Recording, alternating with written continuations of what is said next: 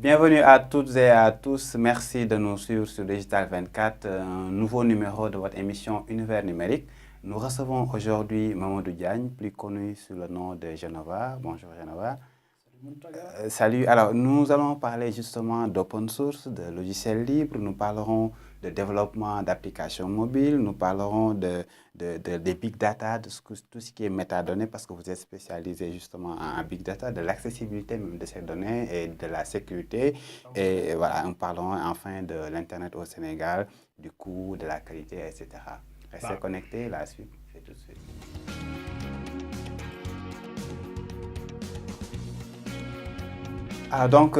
Pour en parler, pour parler de tous ces sujets-là, nous allons démarrer avec la journée du logiciel libre que vous avez organisée récemment, le Software Freedom Day. Est-ce que vous pouvez un peu revenir sur cette journée? Ok. Tout d'abord, peut-être saluer les téléspectateurs, ou comme on est sur du digital et de l'Internet, on va les appeler comment même? Ces téléspectateurs-là. Tous ceux qui nous suivent, ces internautes voilà, qui sont les sur followers, Internet. les suiveurs, etc. Merci déjà de nous suivre sur Digital 24. Donc moi, comme Muntaga l'a dit, c'est Mamadou Diagne. Mais bon, bien que les gens m'appellent sur le pseudo de Genova et sur d'autres pseudos aussi. Donc la journée des logiciels libres, qu'est-ce que c'est? C'est comme son nom l'indique, c'est une journée qu'on organise presque tous les ans, en septembre, la deuxième semaine. Et l'idée de cette journée, c'est de sensibiliser autour des logiciels libres.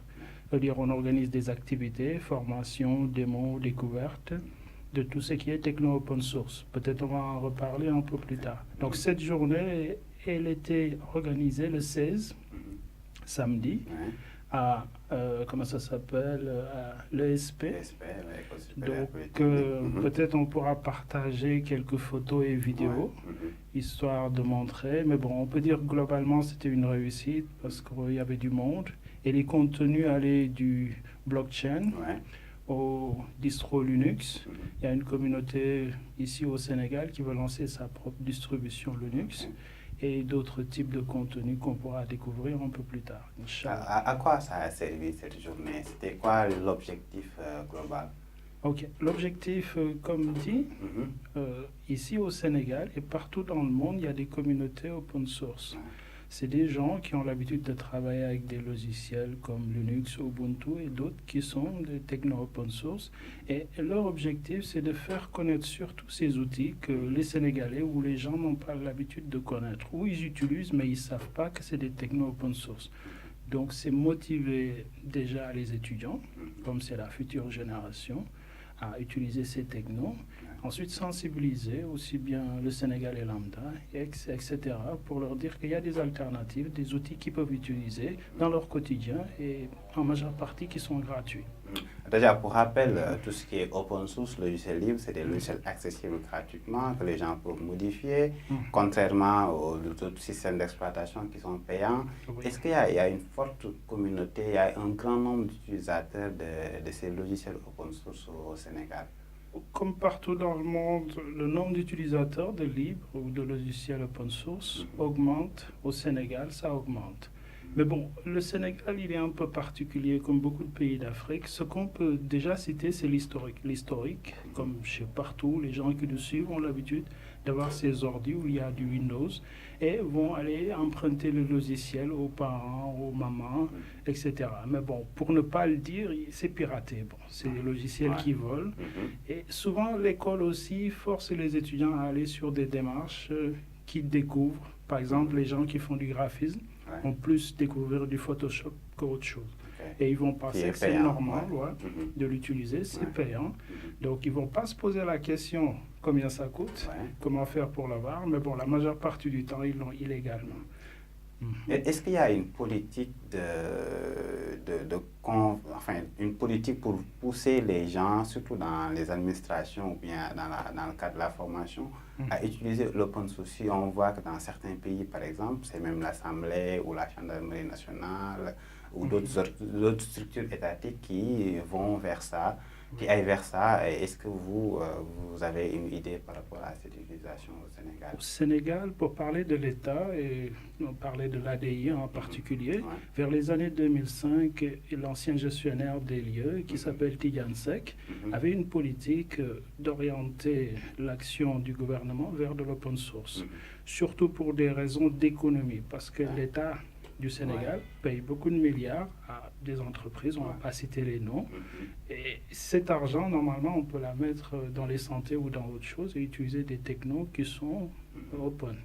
Donc, Tidiane Seck avait cette politique. Depuis quand il a quitté, c'est plus le cas aujourd'hui.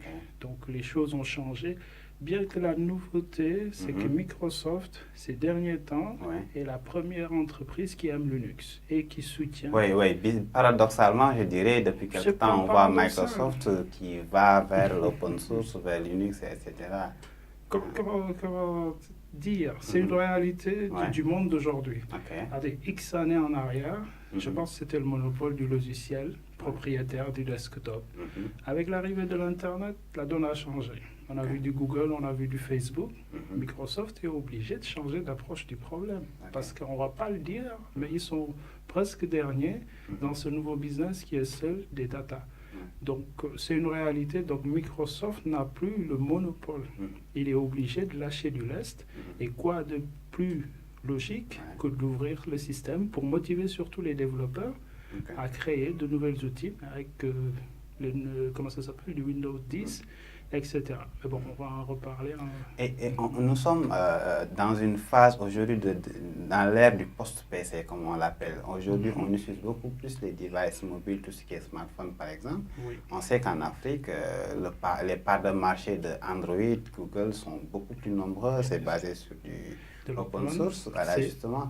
Et comment voyez-vous cette perception même des utilisateurs qui vont vers le mobile en utilisant des logiciels open source? Parfois, ils ne le savent pas même. Oui, mais bon, peut-être insister sur cette réalité africaine.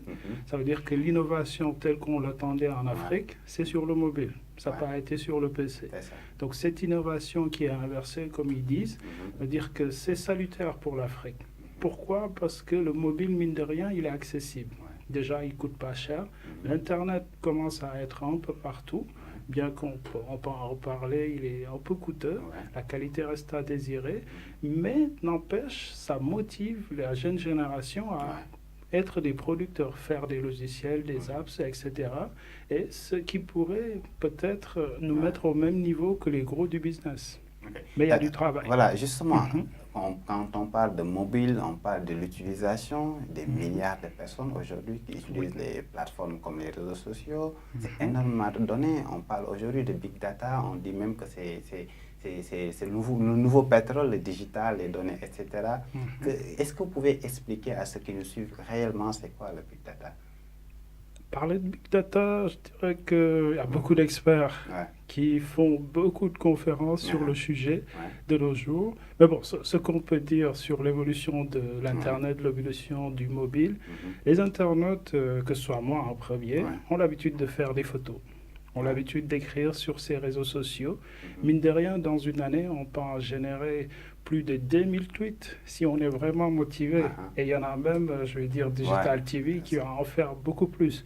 Mais ces derniers temps, avec tous ces objets, ces caméras qui nous suivent chez nous, au boulot, la géolocalisation, sans faire exprès, c'est nous-mêmes le produit ou c'est nous-mêmes le business qui générons ces datas. Et ces millions de data, je ne dirais pas que c'est des petits malins. De nos jours, on peut les stocker. On peut en stocker encore plus sur de petites quantités de surface. L'Internet va plus vite. Donc, l'analyse sur des ordinateurs encore plus puissants nous permet de deviner. Deviner, par exemple, sur un ordinateur, les gens ont l'habitude, dès qu'ils commencent à surfer, on leur propose des publicités comme si on avait deviné ce qu'ils voulaient manger ou ce qu'ils voulaient acheter. Oui, vous êtes espionné. Et ça, c'est la réalité. Donc, le big data, c'est tous ces millions de données que ces internautes produisent. Et mine de rien, en Afrique, les gens pensaient qu'il n'y avait pas de données. Elles sont là, à cause des réseaux sociaux. Donc, je pense que c'est ces données-là. Et tout, il y a de l'expertise, des nouveaux boulots, beaucoup de choses qui se font derrière. Et comme tu as dit, c'est le pétrole de demain. Et justement, côté gouvernement, aujourd'hui, on parle de projets OpenGov pour permettre aux utilisateurs, aux citoyens d'avoir accès à un certain nombre de données. Dans certains pays, pratiquement toutes les données en ce qui concerne le budget, comment il est dépensé, les données concernant certains secteurs d'activité sont rendues publiques. Est-ce qu'en Afrique ou précisément au Sénégal, c'est le cas pour vous? La réalité, je pense que les internautes la connaissent. C'est-à-dire que les jeunes Sénégalais, en majeure partie, ils passent beaucoup de temps sur Facebook. Et sur Facebook, je ne pense pas qu'on va trouver des données gouvernementales. Non. Il y a du travail à faire. Je pense qu'il y a un effort qui a été fait sur beaucoup de sites de l'État du Sénégal. Et déjà, ils ont été mis à jour, le design et beaucoup d'autres choses. Mais l'aspect crucial de nos jours, c'est la donnée. Et cet aspect-là... Et surtout la donnée mise à jour, qui est la dernière information. Surtout la donnée mise à jour. Est-ce qu'il y a des initiatives? Bon, on va saluer le travail de l'ANSD. Je pense que l'ANSD, ces dernières années, commence à comprendre les enjeux. Ils essaient d'aller sur déjà un portail mis à jour. Mais il faut aller plus loin. Il faut aller plus loin. Aller plus loin, ça veut dire avoir des formats de données que des internautes ou des développeurs peuvent exploiter pour créer des outils dessus, générer du business. Mais pour nos gouvernements, c'est plus compliqué. Je ne sais pas comment dire, l'aspect transparence. Les deniers, on va parler par exemple des députés.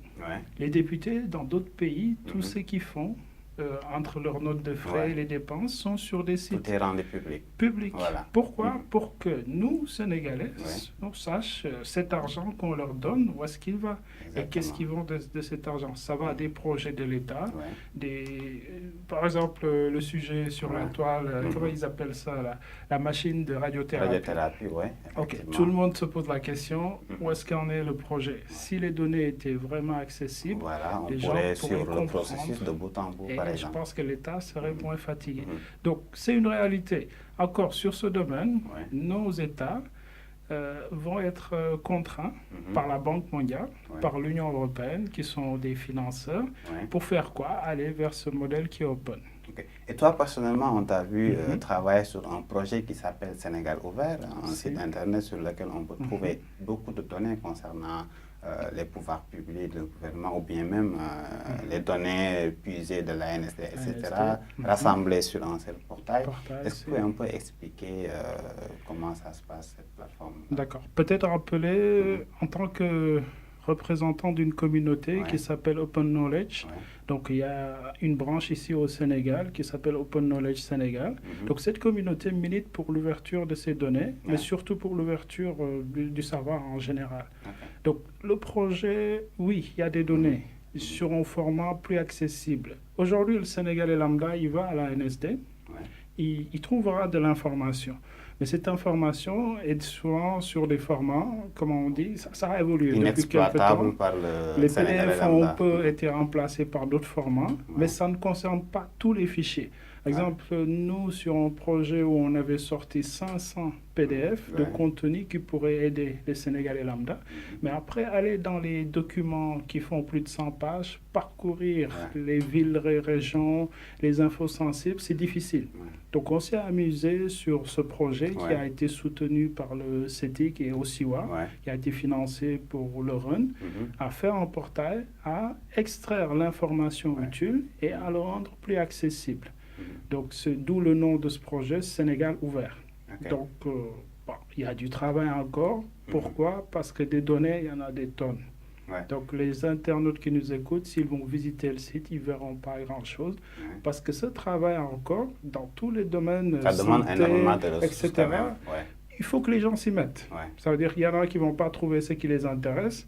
Je ne sais pas si c'est des enseignants ou d'autres choses, des agriculteurs. Mais il faut que les Sénégalais se disent qu'il y a des données qui sont là. Et que s'ils sont des professionnels et qui travaillent, peut-être qu'ils ne savent pas peut-être comment s'y prendre ou ils doivent aller vers des experts. Mais il y a un travail qui pourrait être fait avec ces données, soit qu'ils ont chez eux, dans leurs entreprises, pour les ouvrir et essayer de, comment on dit, de promouvoir leurs actions. Par exemple, reparlons de l'État. En réalité, pour l'État du Sénégal, ouvrir les données, c'est promouvoir ses actions.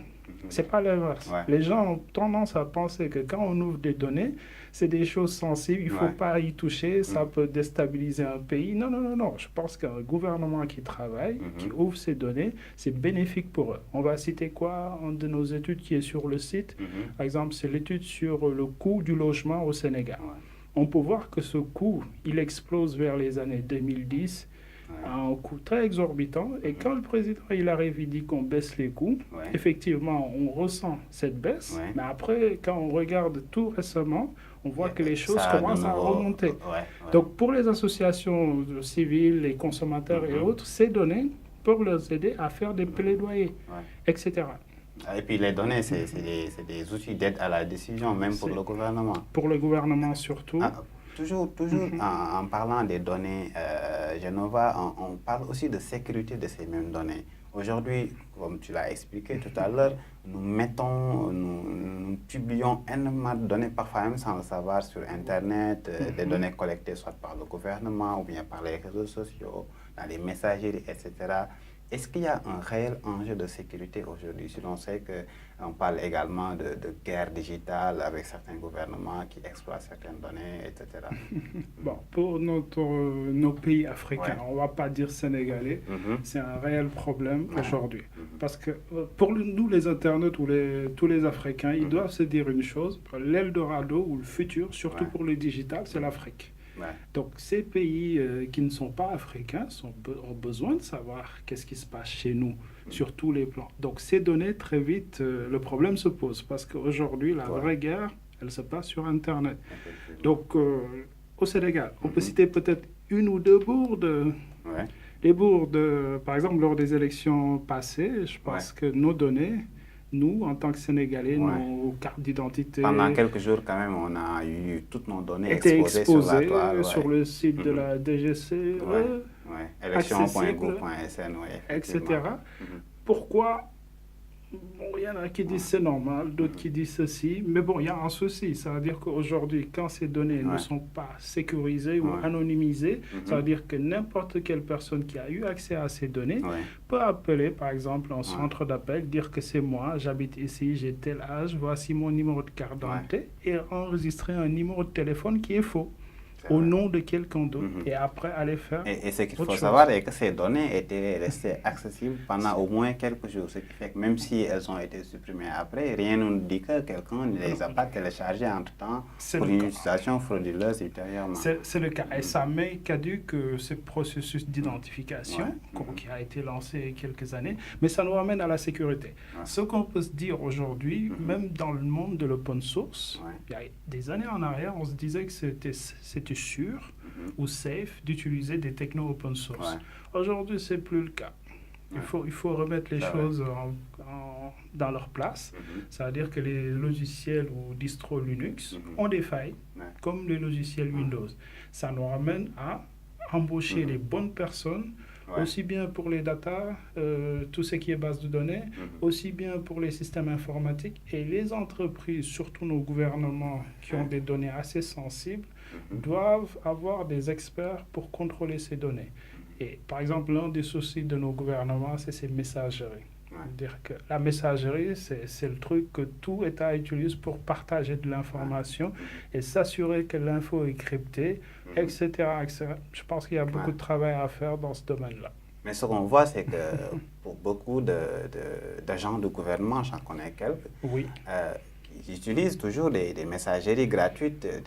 Dans certains pays, c'est carrément un délit. Vous pouvez aller en prison même. Voilà. Le président, je l'ai entendu un jour dire qu'il invite en tout cas les ministres à utiliser la messagerie gouvernementale. Mais il y en a qui vous disent non, je ne vais pas l'utiliser parce que je risque d'être espionné si je l'utilise. Alors que en utilisant, je pense, ces messageries gratuites, on risque d'être espionné. On est même espionné, je dirais.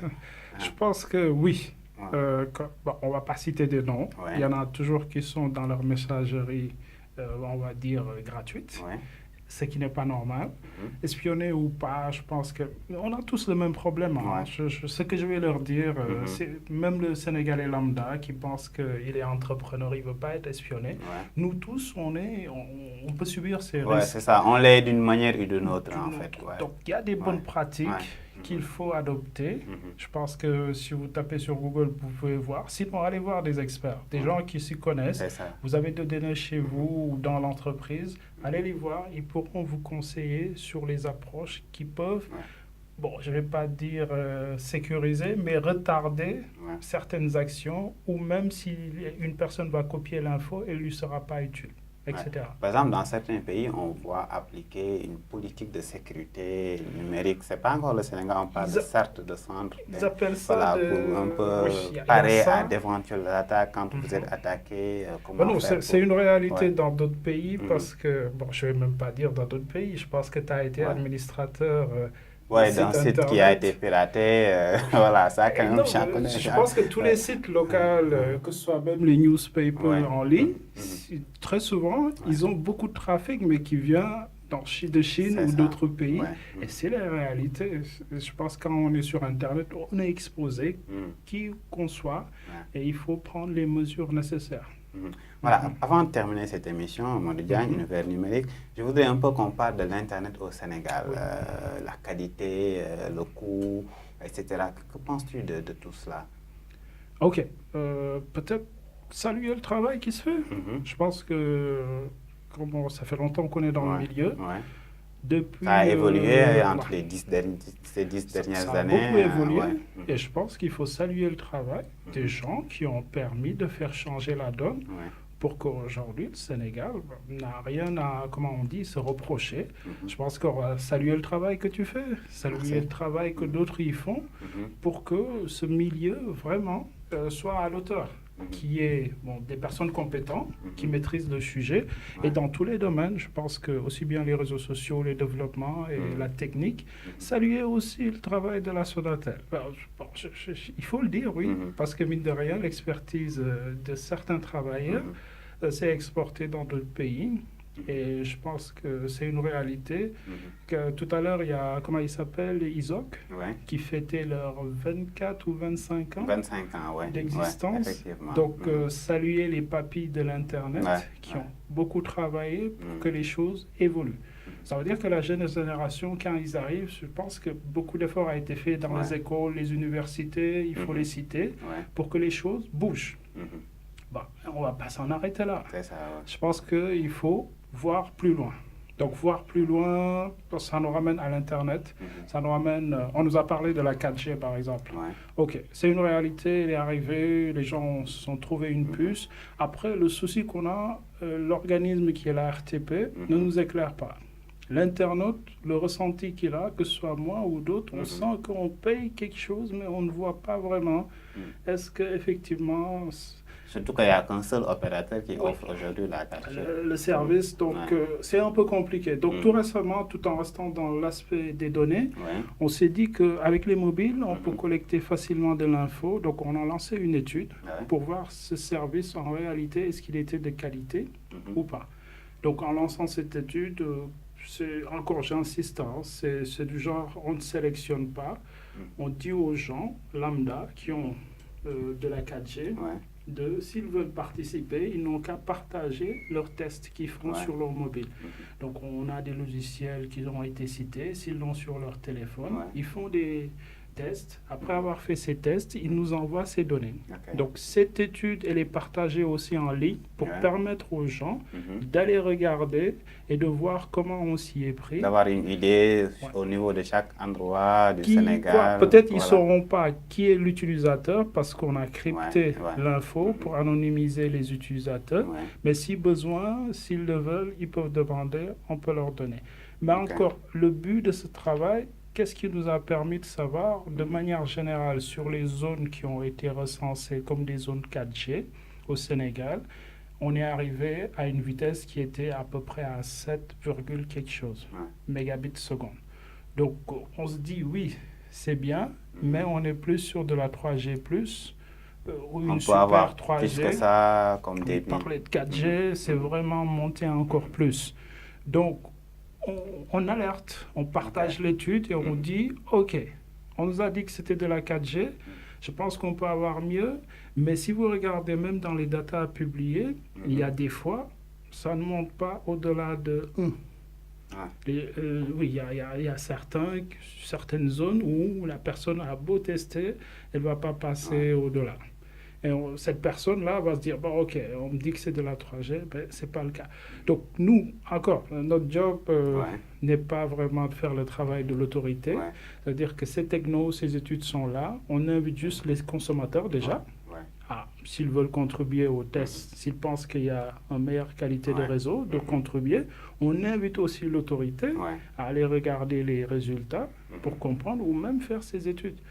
Mais ce qu'on voudrait que les Sénégalais qui nous écoutent, que ce soit les entreprises qui sont installées, que ce soit les entrepreneurs, qu'on apporte beaucoup plus de professionnalisme dans la qualité des services qu'on fournit aux Sénégalais. Je ne vais pas dire que nous, on gagne notre vie dessus, ou on travaille avec, mais une meilleure qualité de réseau, Internet, c'est des opportunités pour tout le monde. Et puis ça a un impact même sur l'économie du pays. Plus l'Internet est de meilleure qualité, plus les gens travaillent dans la sérénité. Non, c'est tout le monde. Je ne vais pas dire que moi, quand ça marche bien, on ne m'entend pas. C'est quand ça ne marche pas qu'on entend. Mais encore, je le dis. Et c'est ce qui est normal d'ailleurs. Non, je le dis. Je pense qu'aujourd'hui, il est temps de produire des logiciels. Il est temps d'aller sur un autre cap. Mais pour que ça se fasse, il faut que cette infrastructure, on n'en parle plus, qui marche nickel, et que ces applis qu'on développe pour des gens ou ces services qu'on est en train de faire avec d'autres puissent être utilisés sans tracasserie, etc. Très bien. Alors, pour terminer, question quiz, Mamadou Diagne Genova, quel environnement? Windows, Linux ou Mac? Non, c'est simple chez moi, c'est Linux. C'est Linux. Alors, sur le mobile, c'est Android ou iOS? Pareil, c'est open source, donc c'est Android. Donc c'est Android. Voilà, donc je te remercie d'être venu dans cette émission Univers numérique. Alors, je remercie tous ceux qui nous ont suivis. Nous sommes, comme je le dis souvent, sur toutes les plateformes, que ce soit sur YouTube, sur Dailymotion. Vous pouvez aussi écouter cette émission, si vous voulez, sur SoundCloud. Le lien, ce sera en bas de cette vidéo, bien entendu. Mais aussi sur notre site internet digital24.tv. Nous sommes aussi sur les réseaux sociaux, Facebook et Twitter. Merci à tous et à toutes. Et à la prochaine. Merci beaucoup. Merci beaucoup. Merci.